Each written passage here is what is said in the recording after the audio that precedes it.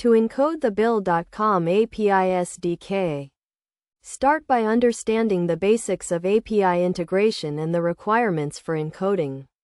The Bill.com API uses RESTful architecture and OAuth 2.0 for authentication, so you need to have a good grasp of these concepts.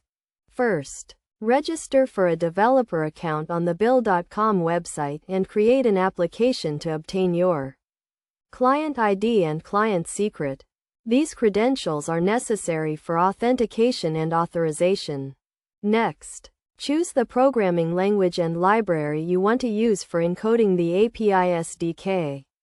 Bill.com provides SDKs for several languages, including Java, Python, and C#. Download the SDK and follow the installation instructions. After setting up the SDK, you need to authenticate with the Bill.com API using OAuth 2.0. This involves redirecting the user to the Bill.com authorization URL, where they grant access to your application. Once the user grants access, you receive an authorization code that you can exchange for an access token. With the access token, you can make API calls to retrieve or send data to Bill.com.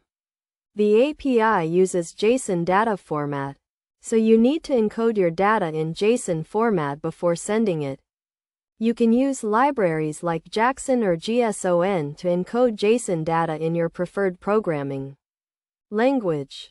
When making API calls, make sure to handle errors and exceptions properly. The Bill.com API returns error codes and messages that you can use to diagnose and fix issues. Best practices for encoding the Bill.com API SDK include using secure protocols like HTTPS, handling user authentication and authorization securely, and keeping your client secret and access token secure. You should also follow standard professional guidelines for coding, testing, and debugging your application.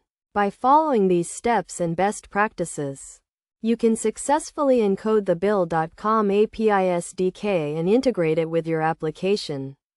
Remember to consult the official Bill.com API documentation and SDK guides for more detailed information and examples.